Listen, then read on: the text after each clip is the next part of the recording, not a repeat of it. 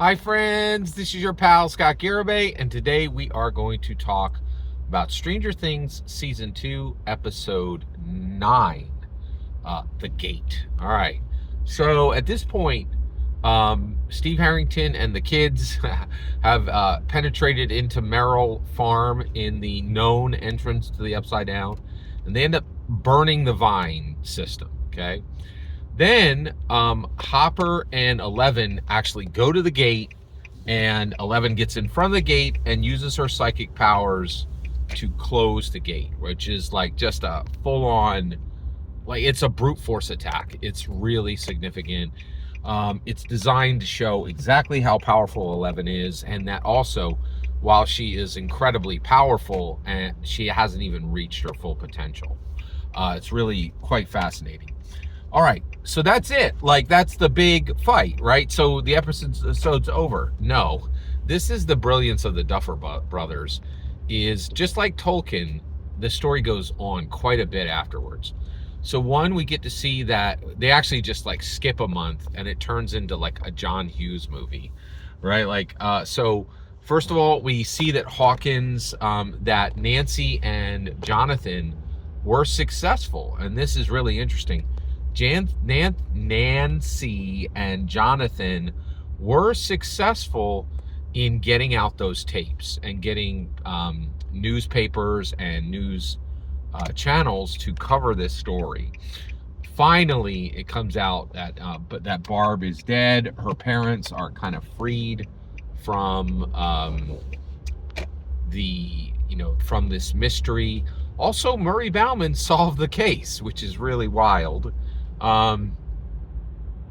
Because they were paying him, and like Hopper was like, he's ripping them off, but Hopper was ripping them off. Hopper's literally being paid to solve Barb's mystery, murder, but he wasn't doing anything to solve Barb's murder because he was hiding it, right?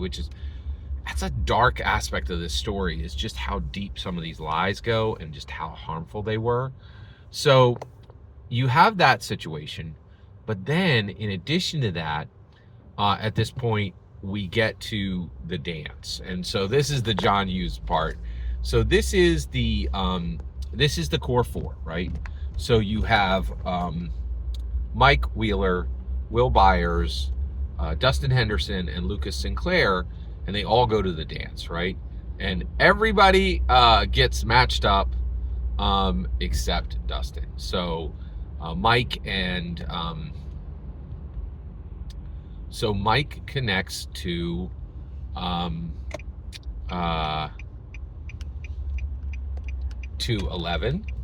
and Lucas connects with Max, and Zombie Boy, literally Zombie Boy, is then included as well, and you get this situation where Zombie Boy is like, this girl's like, hey, Zombie Boy, you want to dance? And this is rough because, here Will Byers, who's been in a coma and been dead once, a girl's like, hey, I'd like to dance with you. And then Dustin is just connected with no one. And this is really brutal. And it is really fascinating because you have this situation where Dungeons and Dragons is a major part of this story. And this has been a big discussion in the community for a long time.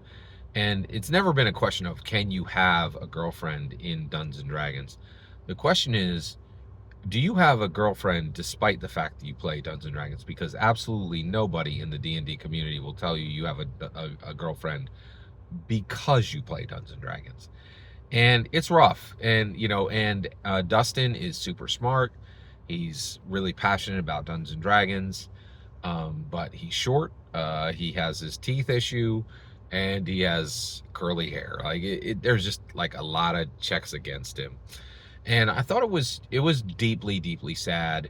And it's also a discussion of like, I think the term nerd is incorrect. I use the term genre eccentric, right? And but there is this question of, if you go and you play sports, there's going to be a line, But if you sign up, if you take the Hellfire Club, it's going to get rough, right? Like if you go the Hellfire Club route, it's gonna be tough to, like, and honestly, like, I don't think they showed anybody in the Hellfire Club had a girlfriend, right? It was really rough. It was very, very distinctly difficult. Every single word you just heard in this video is my humble opinion, nothing more, nothing less. The important part is when I get to hear your humble opinion. When you get in the comments and send your traffic. Please consider like subscribing and have a fetch millennium.